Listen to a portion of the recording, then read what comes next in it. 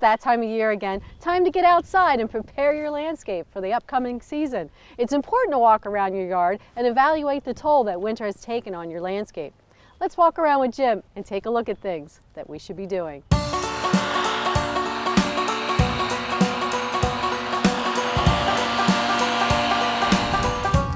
Hey Jim, this landscape is very well taken care of, so what are the guys going to be doing here?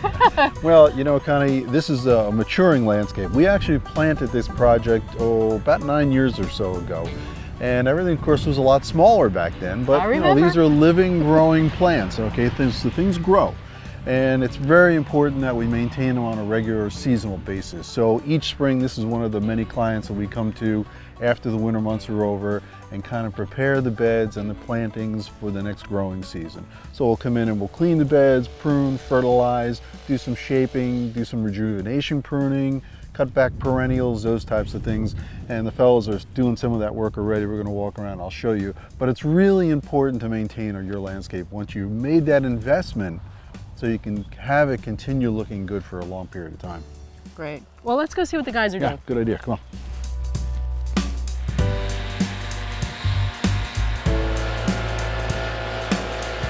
All right, Connie, so listen, this is the very important first step. Before we do anything else, the first thing we're going to do in our beds here is start doing some clean out. Remember, these beds have been exposed to the weather all through the winter period, after the fall leaf drop in some cases. There may be road debris in the beds themselves, a lot of broken branches. So the first order is, let's do a general cleanup. So we get our rakes out, we'll get our blowers out, and we just start going through the beds, okay? And just start kind of cleaning everything up. You know, we want to scratch everything around. See, like here under the evergreens, you get all those leaves under the branches. We'll pick them up like this here. This is called, you know, housekeeping. It's like using a vacuum. Well, the thing is, just like anything else, if you don't clean up some of the debris, it's going to invite a lot of problems down the rest of the growing season. Right. So the first thing we're going to do is clean up. Once we're done with the cleanup, a general cleanup, we're going to go in and start doing some of our pruning. And there's a lot of different ways to prune various types of plants, evergreens, flowering shrubs. Some of them have different pruning requirements. And these guys are real well trained at what they do. They do a great job with it. But I will tell you, we have a new website up now, chnursery.com. We got some great information on there on how to prune. So it's really worthwhile going to see. Nice. So Connie, this is really a great spot because we've got a lot of different varieties of plant material. We can show you some pruning techniques, okay? So here we have some hollies, it's an evergreen, and you can see what's happened from the last season, all this young growth coming out. We want to kind of cut that back a little bit and give it a little shaping. So you can use either, you know, a head shears like this here, and you can do some shaping with it like this here, okay? And just prune back some of that real tall, long stuff. The other option you have, thank you. Good sharp pair of head shears. This is one other thing I do want to tell our folks at home. If you're going to do some of this stuff at home, make sure you have good sharp tools. Nothing worse than trying to cut some of these branches and you have a dull blade on here and all you're going to do is damage the end of the branch and cause a problem down the road. So make sure your tools are nice and sharp. So sometimes you can go down on the inside and you can do some hand pruning like this here. And you can see all of a sudden we're starting to get a nice shape. I see some berries though. Yeah. They're actually going to be the berries for next fall. Ah. Down inside. And this gives it a little bit more of a natural look. Some people like the pruning really nice and tight. Other folks really want to have it more of a natural shape to it. And again, this will all come back out. So you can see how you take that long stuff like this. If you got some real heavy ones, you can go down on the inside and prune them out. It's really not that hard. No, it's not that hard. Already shaping up. Now, behind us we have a real common plant in our area. This is barberry, red leaf barberry. This is a barberry. We have some spirea out there. This is one of those plants where they can get away from you if you're not careful. All right. So we really encourage folks, once you have these plants, to really hit them very hard. In other words, shear them down to about that height and then let them grow out the rest of the season. Don't touch them. At the end of the season or in the early spring, cut them back to the same height again, and you're going to get a lot more time value out of that plant. than if you let it go, because these will have a tendency to get really large, even though they're supposedly dwarf plants. And then it's going to really look horrible when you go to do some pruning. So the guys will show you that. We're going to fire up one of our power pruners here shortly. So you have spirea, you have some evergreens. This is another evergreen here. This is a cypress. Most evergreens you can prune virtually any time. Typically on some of the trees you want to wait till after the new growth comes out. On some of the shrubs like this you can prune pretty much any time. I noticed that sometimes there's some brown areas like on the lower end. That could be from a number of things. Could be winter damage, could be a broken branch. Sometimes if there's a lot of dogs in the area, they'll damage some of the evergreens. So you're going to want to go in there, trace that all the way back to some good healthy growth, prune that out. Yeah, for sure.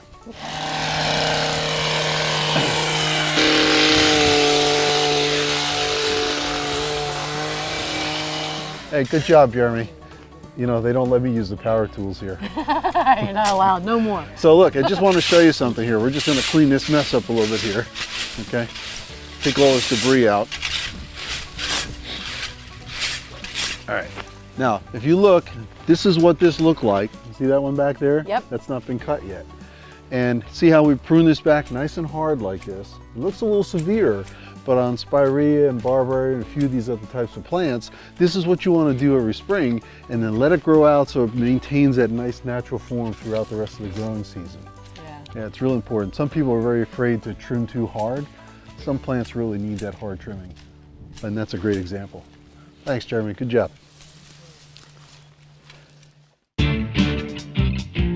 Coming up next, we tackle some wild perennial grasses. First Northern Bank & Trust has deep roots in our community. Chartered 100 years ago, First Northern Bank & Trust has grown to 11 branches in the Poconos and Lehigh Valley. Longtime bank employees take pride and pleasure in providing a broad range of services to generations of customers. Today, First Northern Bank & Trust offers the latest in banking technology like remote deposits and online banking. For personal and business banking accounts and loans, contact First Northern Bank & Trust. Equal housing lender, member FDIC. Isn't it time for you to start enjoying your backyard just like you see in the magazines and on TV? Hi, I'm Jim Skakoza from Chestnut Hill Nursery, and we're here to help. For over 40 years, we've been creating beautiful landscapes for folks just like you. You can count on us to build it right the first time and create a long-lasting project that'll provide a lifetime of memories. Imagine a new patio, fire pit, or outdoor kitchen. Then complete the scene with amazing outdoor audio and lighting. Together we can dream it, design it, and our expert team can build it. So go to chnursery.com to set up your free consultation. Make this the season you turn those dreams into reality. Start planning that first party now. Looking for plants you can trust to create a beautiful, easy-to-maintain garden? All you have to do is look for the Proven Winners name to know you're getting the most distinctive plants on the market. That's because Proven Winners partners with the top plant breeders around the world to ensure varieties that are vigorous, healthy, vibrant, and unique. Chestnut Hill Nursery Garden Center employees are Proven Winners certified. Go to provenwinners.com to learn more about what makes Proven Winners plants different from the rest. Proven Winners plants at Chestnut Hill Nursery, Route 209, Broadheadsville.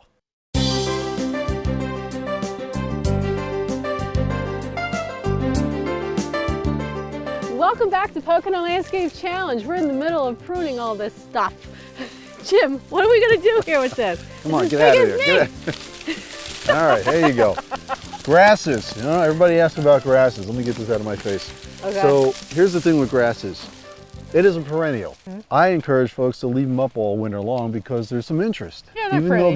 though they're not dead, but they look dead. Yeah. All right, you still have a lot of winter interest in this, in the snowfalls and all. So we like to just cut them back in the springtime.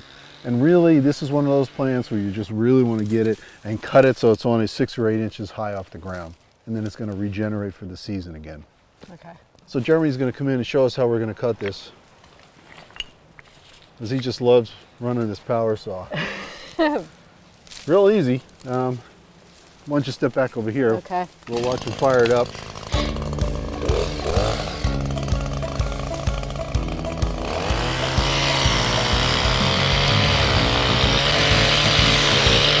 Great job, Jeremy.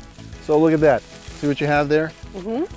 And they had that big, beautiful grass plant. This is a great variety, by the way.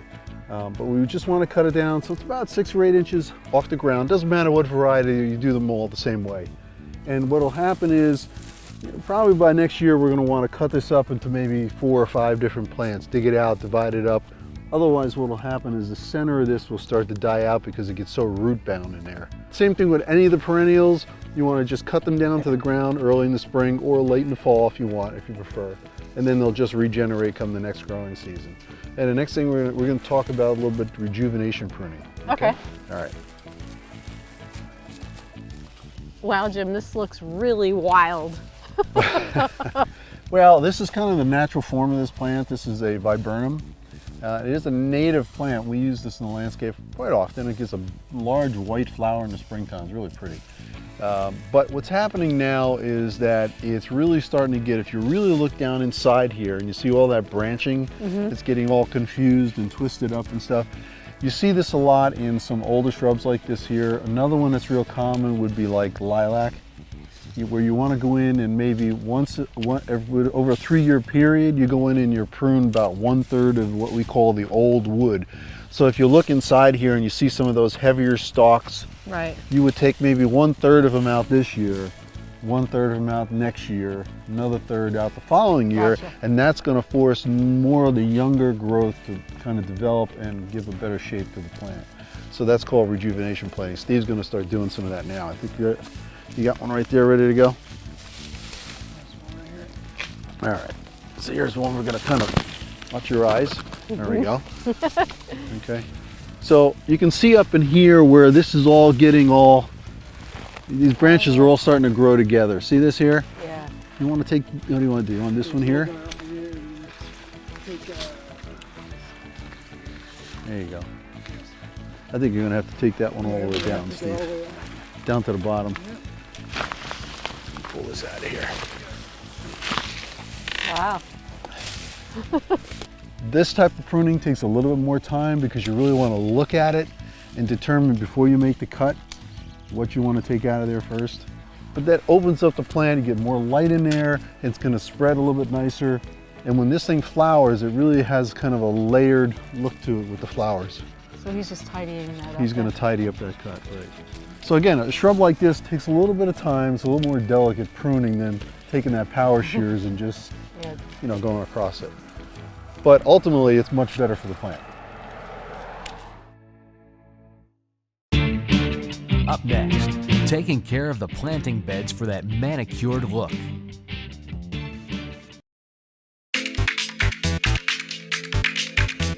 Joining me now is Kevin Barry of KMP Plumbing and Electric, and we're talking air conditioning. I see you put a new system here in this new home. Yes, we put in a tap-in IQ drive system. It is a system that's a hybrid between a heat pump and a gas furnace. What basically it does is it's 98% efficient equipment with 25 SEER equipment outside on the condenser. What that means is your energy efficiency rate is very high and your usage is very low. So you're basically not using a lot of gas with this, and you're not throwing a bunch of money out the window and unused resources. So why did you put a new system in here for them? The system that they had was outdated. Their energy bills were very high. It was averaging anywhere from $600 to $800 a month for them to run the system. So it was basically, outpricing the house. So Kevin, what are some of the features with this unit? It's a fully modulating gas furnace, which runs anywhere from 50% to 100% of its capacity, and as low as 15%. And every 60 seconds through the thermostat upstairs, it analyzes the indoor air temperature and then modulates accordingly. So it's not running at 100% capacity all the time. So it actually learns from the customer on your usages and then adjusts the house comfort levels accordingly. Now, you have something with the system that's a dehumidifier? Yeah, you can actually use a dehumidification program in the system through the thermostat also. And what that allows you to do is dehumidify the house out and actually bring a better indoor air quality to them.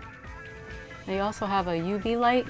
Yeah, there's a UV light that we installed on the back side of it, which also helps with the indoor air quality as far as animals, pet dander, bacteria, and mold that's in the ductwork or being pushed through the system. So if somebody's allergic to, mold and different things along that line, the UV light will help eliminate that, so the quality is better for them.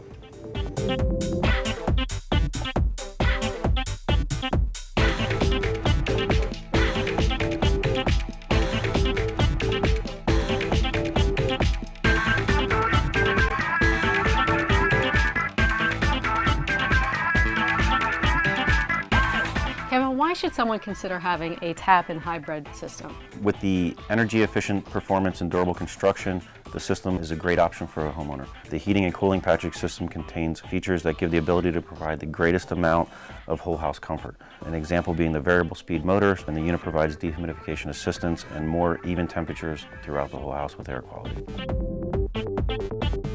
Kevin, if people want more information about this system and more, what should we tell them? They can contact us at 570-460-0111, or they can go on the web and get us at kmbplumbing.com.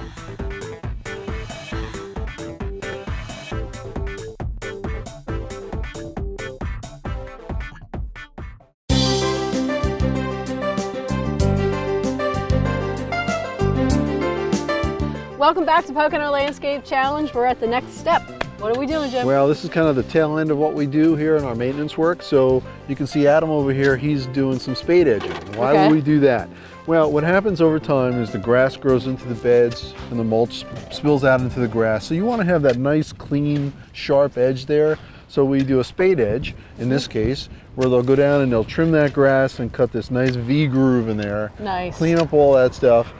And then the mulch will fit down into that groove and you have a nice finished edge there. Yeah. If you don't have plastic edging or some type of edging, whether it's a curbing or a block or plastic, then you're going to want to spade edge those beds. One of the other things we want to do here, now you can see here, these are all perennials. These are all daylilies that are going to just starting to grow up, okay? And we do want to do some fertilization because it's really healthy for the plants, okay? You want to take your vitamins in the morning. Plants like to have a little fertilizer once a season as well. So what you want to do is you want to just take some of the mulch out of the way. Just clean it up, okay? And then we're just going to take a little bit of this. We use a well-balanced 50% organic 10-6-4.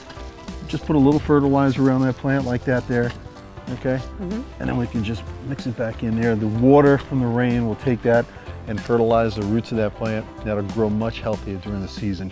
You do the same thing on the shrubbery, whether it's evergreen or it's a flowering shrub like this or a perennial, same type of thing. Nice well-balanced fertilizer. When you have a tree, if you have a nice flowering tree, particularly if you have a tree that's not looking really healthy, we highly encourage you to fertilize it, but there you need to root fertilize it. And the way you do that, in a case like this here, you would follow the drip line of the tree. In other words, the outer perimeter. If you follow that and went down into the ground, that's where all those little hairy roots, feeder roots, are for this plant. Wow. So you want to take like a bar and punch some holes in the ground about 18 inches apart, and you would fill those holes up with a good balanced 10-6-4 fertilizer all around the drip line of the tree. Wow. And you will see a dramatic improvement in that tree within a season's time. It's really amazing. So you're feeding it down at the root level. That's good information. Yeah, it's great information. Now, once this is all done, then we'll come in here and we're going to put down a preen, which is a pre-emergent weed control.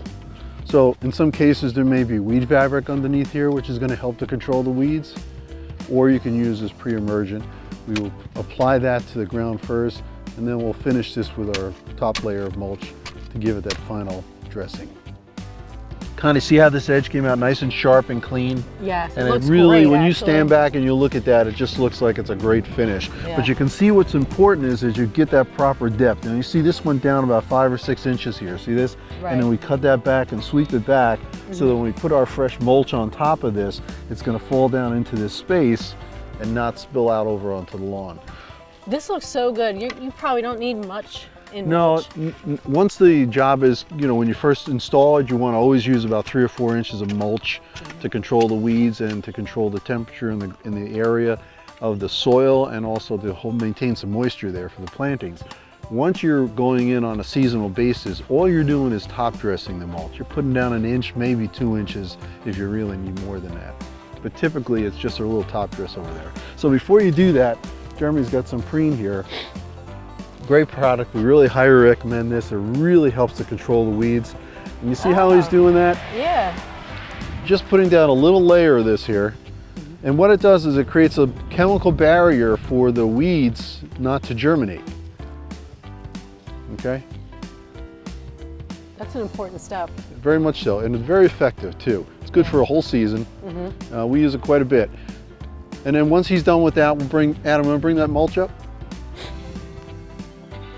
That's great, Jeremy. Let's just do some mulching and we'll finish this bed up here.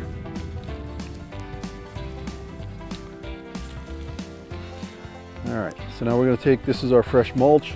In this case, they chose to use a black mulch. This is a dyed black mulch here as opposed to the natural brown that we typically use, but they like that darker look. It's really a preference. So we'll put a little bit of this on here. You guys got another fork there? And all we're going to do is dump it on, okay, and just kind of spread it around like this here. Okay. All right, and we're doing that right over the preen. And that's really going to help control that weed growth over the course of the season. You have to do a little bit of handwork when you get down into the areas of the plants, like particularly around the perennials here. We'll just do a little dusting there and then we'll clean that up. Like that. That's it. And they'll do the whole bed like this. They'll do all the beds and let it spill down into that groove. And then when it's done, it just looks fantastic. And it's ready for the next growing season.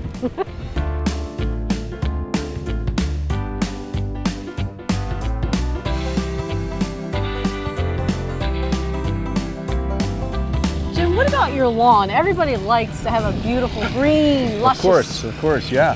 So at Chestnut Hill Nursery, we don't really do much in the way of lawn work, okay? We're really about our bed work, our plantings, and maintaining those areas. Lawn areas is a little bit of a specialty, and we're just not really equipped to do it, but there are certain things you want to do either as a homeowner or if you get a regular lawn service to come in and either mow and manage your lawn care, or you're going to do it yourself, okay? Here in the Poconos, it's very important that we have very acidic soil here. So the number one thing you have to do on a seasonal basis is to lime the lawn.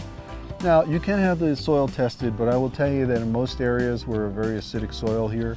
The lime is going to sweeten the soil up and make it more neutral in terms of the pH. Why that's important?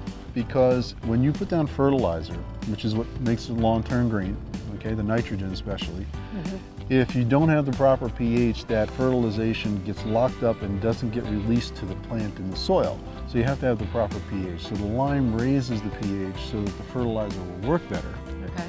In addition, we have a lot of areas that is prone to moss. You get a lot of moss in the grass. That'll help to control the moss a little bit too. If you have a lot of moss in the grass, you probably have shade, number one, and number two, you probably have a very acidic soil.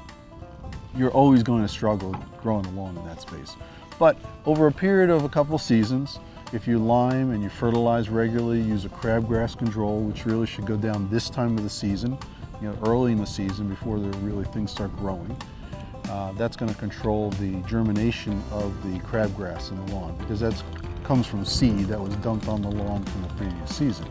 So you want to put down that control, and then the crabgrass won't grow. It's easier, I should say, to control it at that point than it is to try to kill it once it's growing. So you want to use your controls, you want to fertilize, you want to lime on a regular basis, and if you do that a couple seasons, do some overseeding from time to time, you can turn, you know, even a meadow into a fairly decent lawn, but it does take a little bit of care and a little bit of work. So check out the Garden Center. We can give you the right products, or if you have a lawn care company, they certainly can advise you about the best way to go forward as well. Those are great tips. Still ahead, a look at the finished landscape after maintenance. Isn't it time for you to start enjoying your backyard just like you see in the magazines and on TV? Hi, I'm Jim Skakoza from Chestnut Hill Nursery, and we're here to help. For over 40 years, we've been creating beautiful landscapes for folks just like you. You can count on us to build it right the first time and create a long-lasting project that'll provide a lifetime of memories. Imagine a new patio, fire pit, or outdoor kitchen. Then complete the scene with amazing outdoor audio and lighting. Together we can dream it, design it, and our expert team can build it. So go to chnursery.com to set up your free consultation. Make this the season you turn those dreams into reality. Start planning that first party now. First Northern Bank and Trust has deep roots in our community. Chartered 100 years ago, First Northern Bank and Trust has grown to 11 branches in the Poconos and Lehigh Valley. Longtime bank employees take pride and pleasure in providing a broad range of services to generations of customers. Today, First Northern Bank and Trust offers the latest in banking technology like remote deposits and online banking. For personal and business banking accounts and loans, contact First Northern Bank and Trust. Equal housing lender. Member FDIC.